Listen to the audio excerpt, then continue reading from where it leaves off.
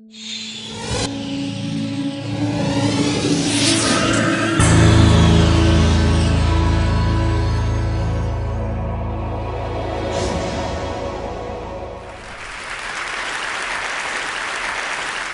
this is a very un-TED-like thing to do, but let's kick off the afternoon with a message from a mystery sponsor. Dear Fox News, it has come to our unfortunate attention that both the name and nature of Anonymous has been ravaged.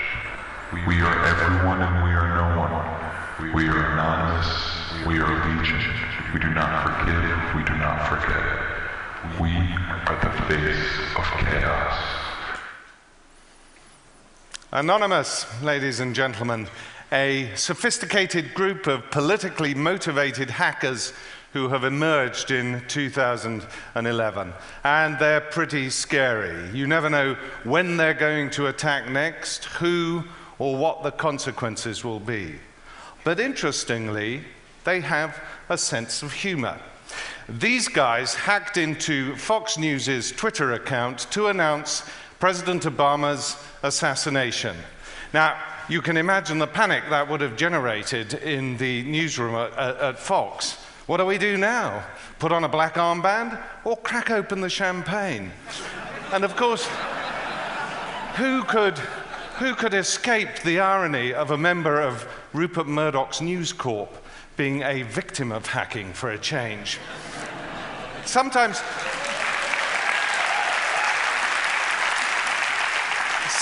you know, you turn on the news and you say, is there anyone left to hack? Sony PlayStation Network, done. The government of Turkey, tick. Britain's serious organized crime agency, a breeze. The CIA falling off a log. In fact, a friend of mine from the security industry told me the other day that there are two types of companies in the world. Those that know they've been hacked and those that don't. I mean, 3 companies providing cybersecurity services to the FBI have been hacked. I mean, is nothing sacred anymore, for heaven's sake? Anyway, this mysterious group, Anonymous, and they would say this themselves, they are providing a service by demonstrating how useless companies are at protecting our data. But there is also a very serious aspect to Anonymous. They are ideologically driven. They claim that they are battling a dastardly conspiracy. They say that governments are trying to take over the internet and control it, and that they, Anonymous, are the authentic voice of resistance, be it against Middle Eastern dictatorships, against global media corporations, or against intelligence agencies, or whoever it is. And their politics are not entirely unattractive. Okay, they're a little inchoate, and there's a strong whiff of sort of half-baked anarchism about them. But one thing is true. We are at the beginning of a mighty struggle for control of the internet.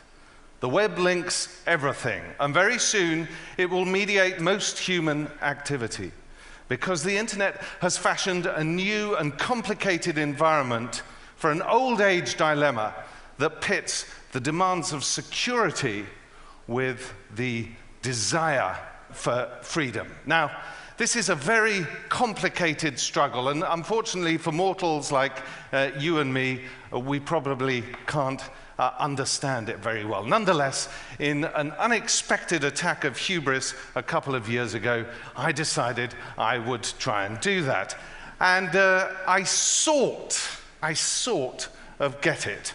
These were the various things that I was looking at as I was trying to understand it. But in order to try and explain the whole thing, I would need another 18 minutes or so to do it. So you're just going to have to take it on trust from me on this occasion. And let me assure you that all of these issues are involved in cybersecurity and control of the internet, one way or the other, but in a configuration that even Stephen Hawking would probably have difficulty trying to get his head around. So there you are. And as you see in the middle, there is our old friend, the hacker. The hacker is absolutely central to many of the political, social, and economic issues affecting the net. And so I thought to myself, well, these are the guys who I want to talk to. And what do you know? Nobody else does talk to the hackers. They're completely anonymous, as it were. So despite the fact that we are beginning to pour billions, hundreds of billions of dollars into cybersecurity for the most extraordinary technical solutions, no one wants to talk to these guys, the hackers, who are doing everything. Instead, we prefer these really dazzling technological solutions which cost a huge amount of money. So nothing is going into the hackers. Well, I say nothing, but actually there is one teeny-weeny little research unit in Turin, Italy, called the Hackers Profiling Project. And they are doing some fantastic research into the characteristics, into the abilities and the socialization of hackers. But because they're a UN operation, maybe that's why governments and corporations aren't that interested in them, and because it's a UN operation, of course, it lacks funding. But I think they're doing very important work, because where we have a surfeit of technology in the cybersecurity industry, we have a definite lack of, call me old-fashioned, human intelligence. Now, so far I've mentioned the Hackers Anonymous, who are a politically motivated hacking group. Of course, the criminal justice system treats them as common or garden criminals, but interestingly, Anonymous does not make use of its hacked information for financial gain.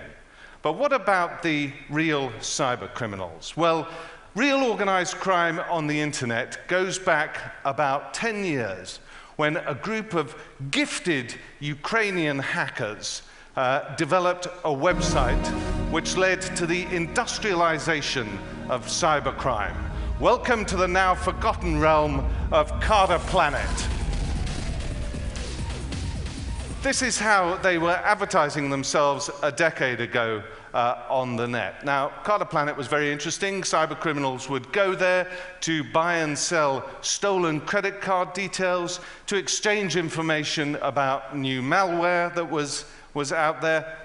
And remember, this is a time when we're seeing for the first time so-called off-the-shelf malware. This is sort of ready-for-use, out-of-the-box stuff which you can deploy even if you're not a terribly sophisticated hacker. And so Carter Planet became a sort of supermarket for cyber criminals.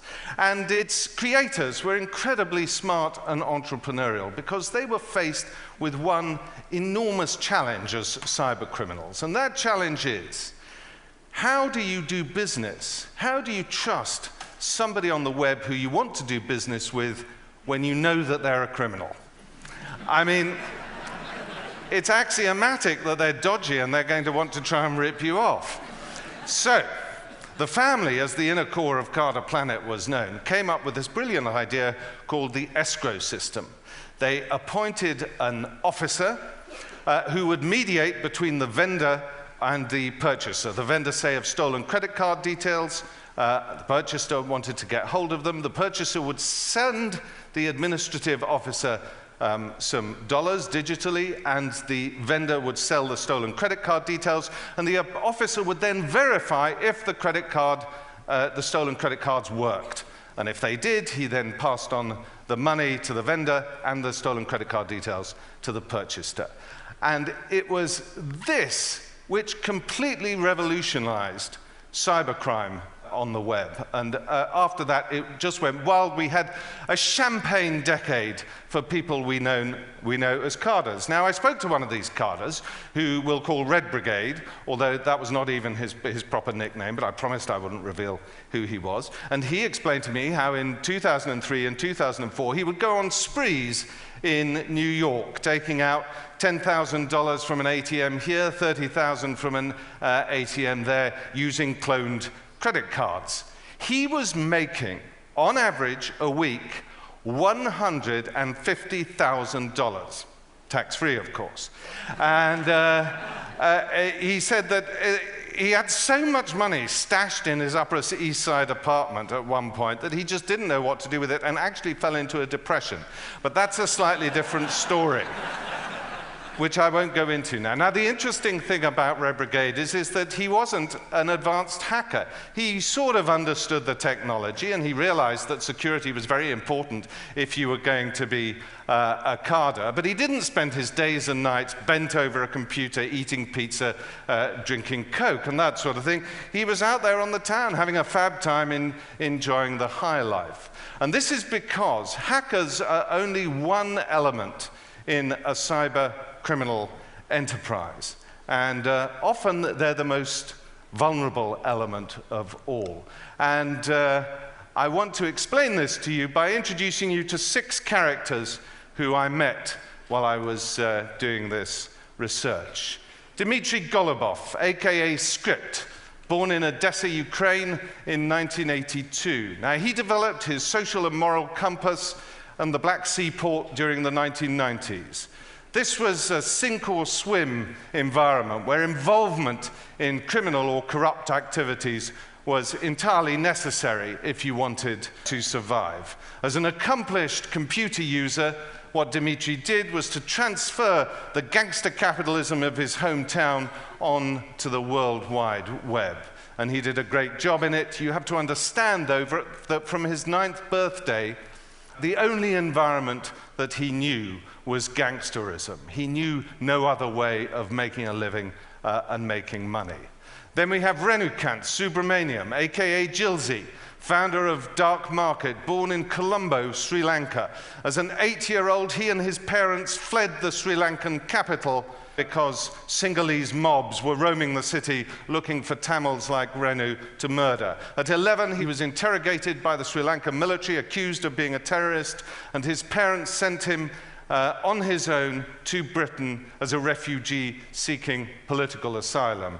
At 13, with only little English and being bullied at school, he escaped into a world of computers where he showed great technical ability, but he was soon being seduced by people on the internet. He was convicted of mortgage and credit card fraud, and he will be released from Wormwood Scrubs jail in London in 2012. Matrix 001, Matrix 001, who was an administrator of Dark Market, born in southern Germany to a stable and well-respected middle-class family, his obsession with gaming as a teenager led him to hacking, and he was soon controlling huge servers around the world where he stored his games that he had cracked and pirated. His slide into criminality was incremental, and when he finally woke up to his situation and understood the implications, he was already in too deep. Max Vision, aka Iceman, mastermind of Carter's Market, born in Meridian, Idaho. Max Vision was one of the best penetration testers working out of Santa Clara, California in the late 90s for private companies and voluntarily for the FBI. Now, in the late 1990s, he discovered a vulnerability on all US government networks. And he went in and patched it up because this included nuclear research facilities, sparing the American government a huge security embarrassment. But also, because he was an inveterate hacker, he left a tiny digital wormhole through which he alone could crawl, but this was spotted by an eagle-eye investigator, and he was convicted. At his open prison, he came under the influence of financial fraudsters, and those financial fraudsters persuaded him to work for them on his release. And this man with a planetary-sized brain is now serving a 13-year sentence in California. Adewale Taiwo, aka Freddie Bibi, master bank account cracker from Abuja in Nigeria. He set up his prosaically entitled news group, bankfrauds@yahoo.co.uk, before arriving in Britain in 2005 to take a master's in chemical engineering at Manchester University. He impressed in the private sector, developing chemical applications for the oil industry while simultaneously running a worldwide bank and credit card fraud operation that was worth millions until his arrest in 2008. And then finally, Çağatay Evyapan, aka Chow, one of the most remarkable hackers ever from Ankara in Turkey.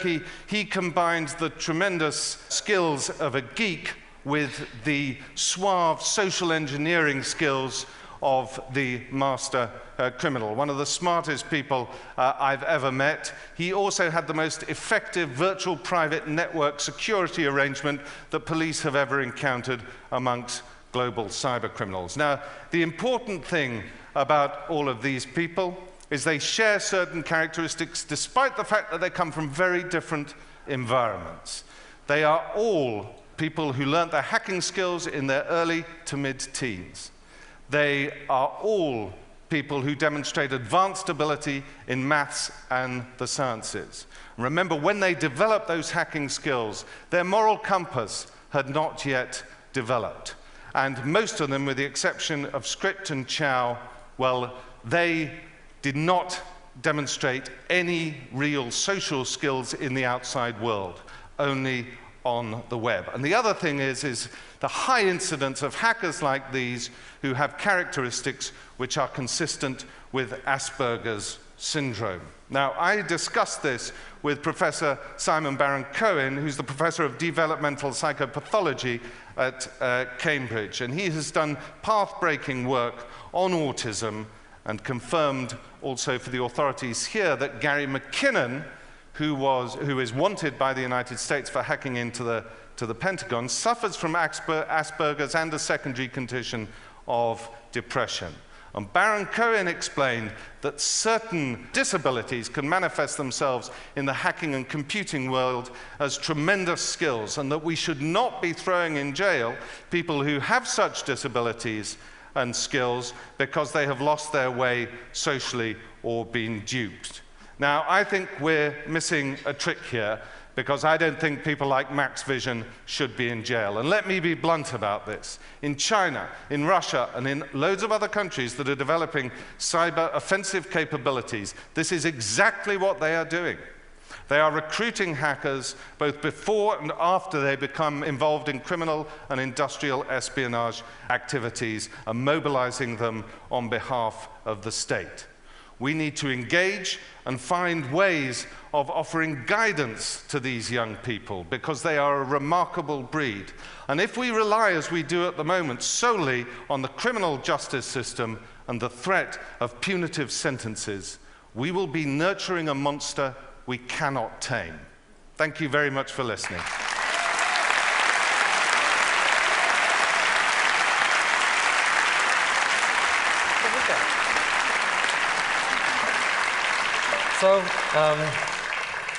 So your idea we're spreading is hire hackers. How would someone get over the kind of fear that the hacker they hire might preserve that little teensy wormhole? I think to an extent you have to understand that it's axiomatic among hackers that they do that. They are, they're just relentless and obsessive about what they do. But all of the people who I've spoken to who've fallen foul of the law, they have all said, please, please give us a chance to work in the legitimate industry. We just never knew how to get there, what we were doing. We want to work with you. Okay, well, that makes sense. Thanks a lot, Misha.